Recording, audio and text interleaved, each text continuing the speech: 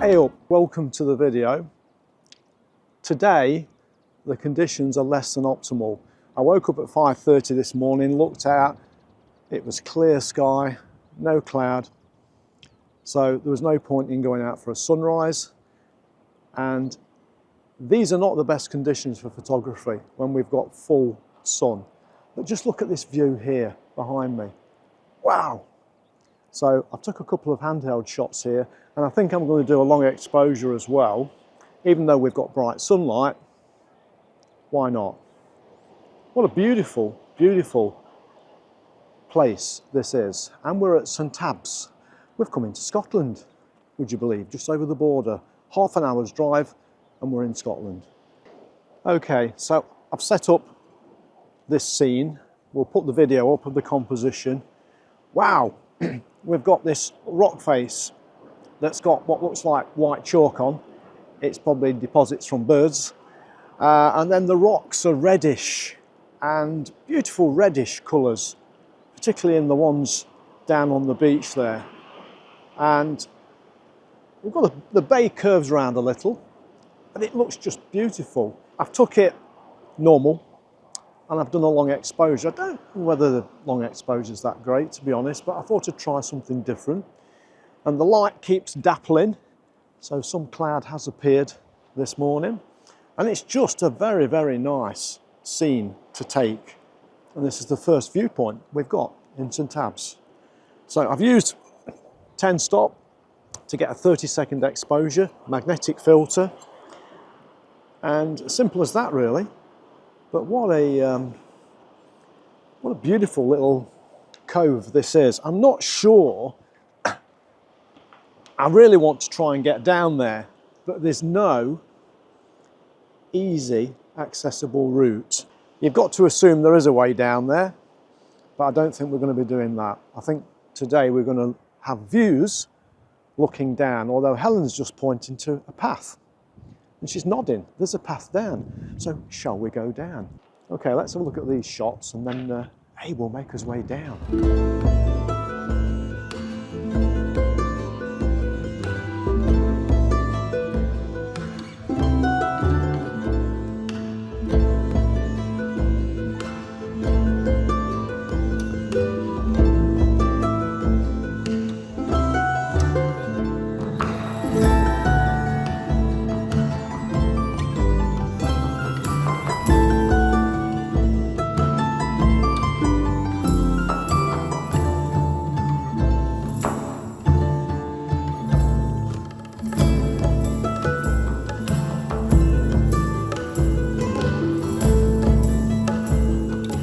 Okay, so I've just clambered up on this rock, which is a bit slippy. I've put the 14-24 lens on in the hope that I'm going to get this scene in. And now we're set up. I think I can. There's a bit of a wispy cloud up there, but we'll still tilt the camera down to try and get this rock pool in below. And I don't know if it's going to work, to be honest. I'm not entirely sure, but we'll give it a go. We're underexposing by 1 stop, and that's given us 1/80th of a second, f11, ISO 64. Nice light, beautiful light. So we'll take the shot.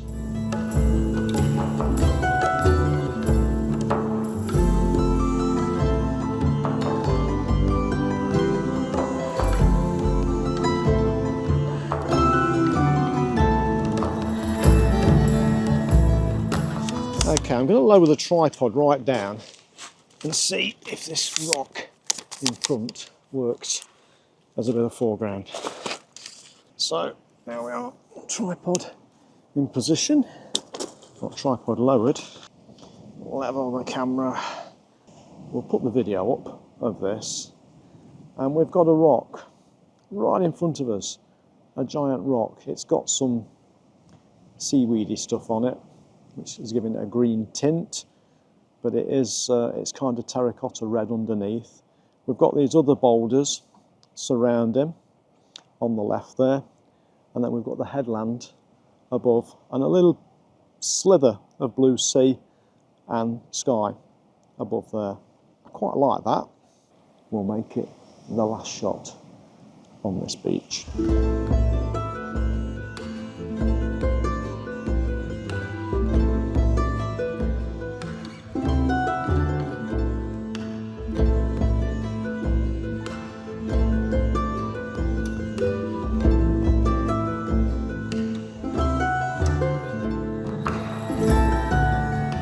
Okay, we're going to make us way back up that wonderful path to the top and explore this beautiful coastline that they call St Abbs.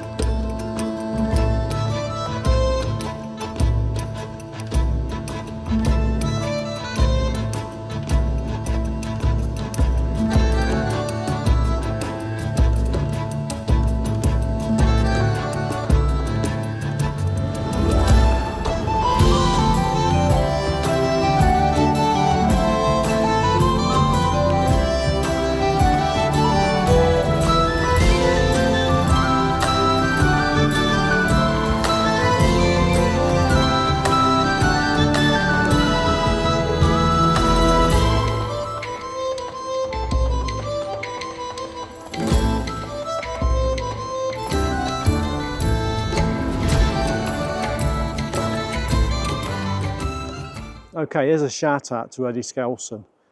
I know you keep going to Wales, but put Northumberland on your diary as well, because this coastline is beautiful, and a little bit of Scotland thrown in.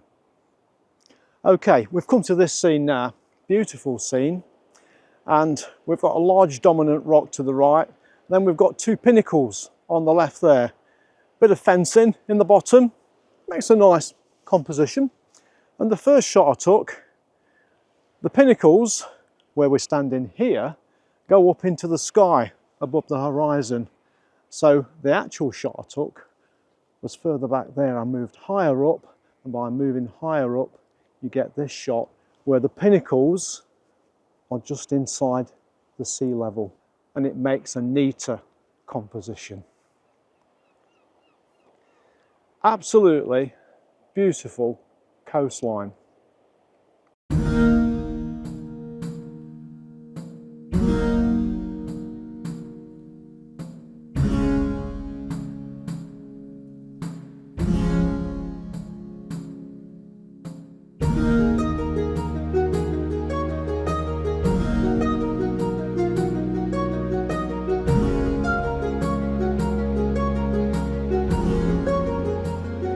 Just going to take one. It's nothing much, this one, but I just like the arrangement of rocks and the colours in the rocks. And there's been a lot of shots today that have been black and white, but yeah, I like the colours in this. Bit of colour in the rocks.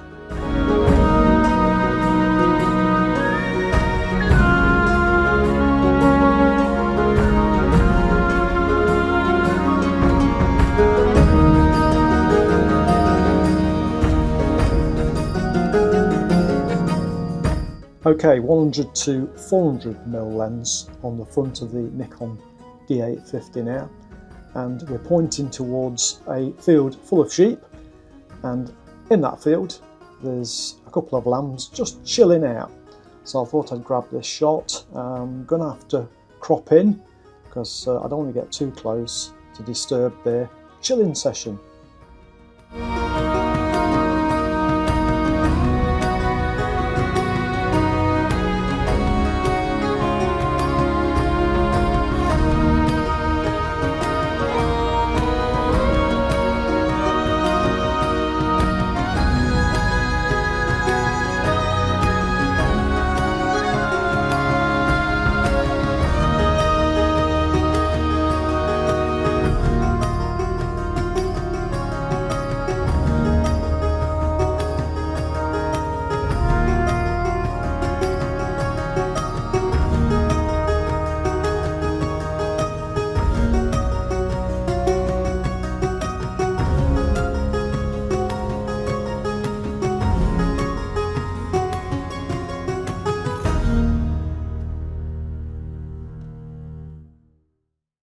Okay, we've walked around now to this loch. There's a beautiful little loch just inland, just adjacent to the coast.